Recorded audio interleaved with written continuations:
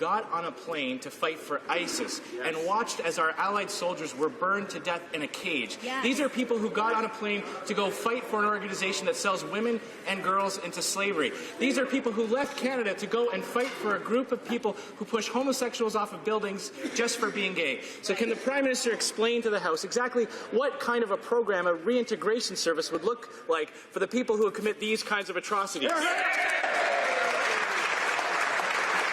Right Honourable Prime Minister. Mr. Speaker, we take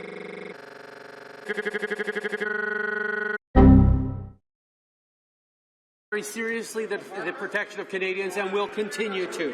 We also continue to carefully monitor trends in extremist travel, and in our national security agencies work together to ensure our response reflects the current threat environment. I'm sorry, I'm allergic to bullshit. It's this Prime Minister that has changed the process so many times, and it's our men and women in the armed forces who are suffering for it. Hear, hear. Now, in 2012, Australia's Auditor General identified numerous issues with the F-18 Hornets. They will require significant structural upgrades and repairs just to see service in Canada. And it's far more likely that we'll spend billions of dollars just for spare parts. It's not just me who's questioning these decisions. Even the Australians can't understand why we're buying their old planes rather than doing what they're doing, which is buying new planes. So, if the Prime Minister is so keen on buying fixer-uppers, will he come over? Because I've got an old minivan I'd love to show him. The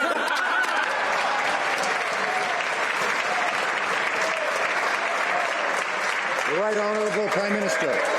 Mr. Speaker, during the last election, the Prime Minister claimed that no veteran would be forced to fight their government for the support and compensation that they have earned. The Prime Minister has broken that promise.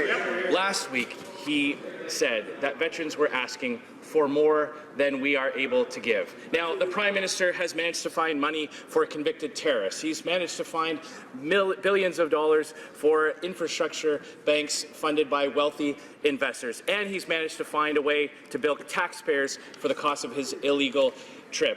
When will the Prime Minister apologize for his insulting and demeaning comments to our veterans and apologize for breaking his promise? The Honourable Minister of Veterans Affairs.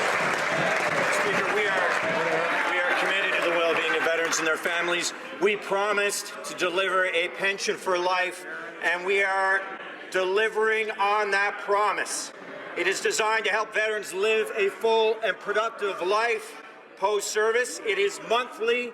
It is a payment for life to recognize pain and suffering. It is a payment that is tax-free. It streamlines 6 existing income-related benefits to a single benefit payable at 90% of a veteran's pre-release salary. The Conservatives had 10 years to make changes that veterans were asking for, and they did nothing. They did nothing but ignore the voices of the Honourable Leader of the Opposition. Mr. Speaker, that question was for the Prime Minister to answer for his insulting comments. Why is it that every time he makes a mistake or says something stupid, he has to leave it to other ministers to defend his answer?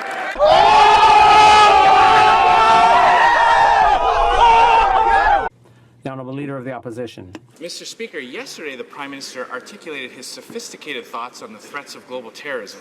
He told Americans that it was super important to invest in investigative national security stuff. He then described the impact of violent acts of terror, saying Canadians are able to respond to, quote, bad things happening without, quote, falling into a bad space. After abandoning the fight against ISIS and cutting our armed forces, can the Prime Minister tell Canadians what kind of stuff he's investing in and how he plans on keeping those positive vibes coming to keep us out of a bad space? Right Honourable Prime Minister.